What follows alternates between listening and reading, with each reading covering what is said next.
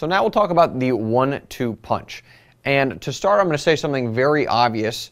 You want to make sure, or it should be obvious at this point, you want to make sure you are tapping into the factors here with your out wide serve that your opponent struggles with the most.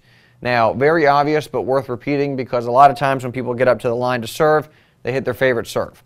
Now, the favorite serve, let's say it's kind of a slice out wide. It's got a little bit of pace on it. If your opponent likes that, and maybe the ball's around waist high, medium strike zone, then they're going to be able to hit a relatively decent return. So, you know, maybe this is where a situation where you would hit more of a kick serve, maybe a hybrid kind of first-second serve, more spin on it, get it high in your opponent's strike zone. They might struggle with that more. So, very obvious point, but again, one that I think is worth repeating, because a lot of times, particularly with a serve, people hit their favorite serve and not necessarily the most effective serve. So with that in mind, got the serve out wide.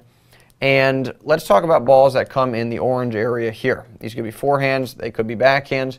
I would pretty much send most of these into the open court. That's the classic 1-2 punch right there. Just serve out wide, ball in the open court, follow it to net, and wait for the ensuing shot, which will probably be much diminished. Your opponent is hitting a backhand. They're moving horizontally to get to it. That's tough. So probably going to have a relatively easy volley that you can pick off. If the return comes somewhere over here, then you're in a good spot as well. I would, right here I've written slice over this angle ball, the angled slice.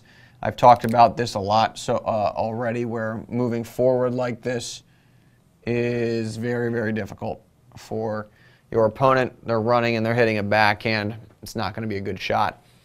Even though typically they say you approach down the line, you can hit this shot over there and then shade over here, and you're going to be just fine picking off whatever your opponent is able to hit. Now, when would you hit that slice? I would probably say when the return is relatively low. Either your opponent slices it, or what might be more likely is kind of a flattish ball that just barely crosses the net. That ball is going to be pretty low in your strike zone, so you might just want to slice it nice and easy over there.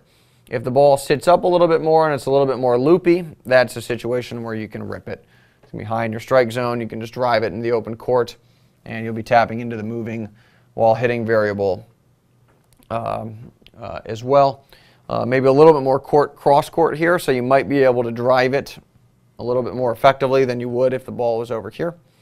But either way, anywhere in this area, you're pretty much good to go with hitting the ball into the open court. Again, for the sake of restatement and sort of a broader theme with the setup and then leading into point-ending opportunities, really important to evaluate what kind of point-ending opportunity do you have here, particularly from a strike zone perspective, because they are not all created equal.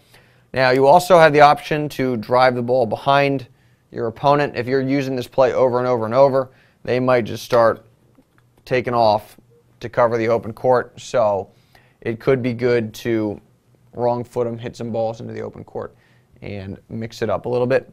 If you get a ball over here and you do that, you might be leaving a lot of court exposed. So maybe, obviously it depends on what type of player you are and what you're proficient at, but it's probably a little bit safer from a court positioning standpoint to take these balls here and go down the line, because then you don't have to go as far to be properly positioned.